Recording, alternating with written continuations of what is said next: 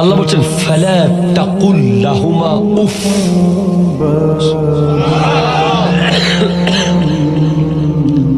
তাদের সামনে উফ বলিও না। তাদের সামনে কি বলিও না? উফ। শোনেন, কনসেন্ট্রেট। না, ব্যথা পেলেই অটোমেটিক উফ বের হয়ে যায়। এখন আল্লাহ বলছেন যে তোর মুখ দিয়ে ব্যথার কারণে যেটা বের হয়েছে ওটাও বাপ মার সামনে বের করা যাবে না।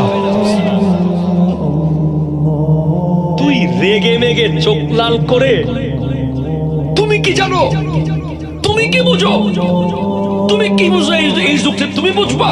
এত ক্যাটক্যাট করো কেন, এত ব্যাট ব্যাট করো কেন, এত ডিস্টার্ব করো কেন? এই কথা বলা তো অসম্ভব। এই ধরনের বিহেভ বাবা মার সামনে করা তো ইম্পসিবল অ্যাকর্ডিং টু কোরআন।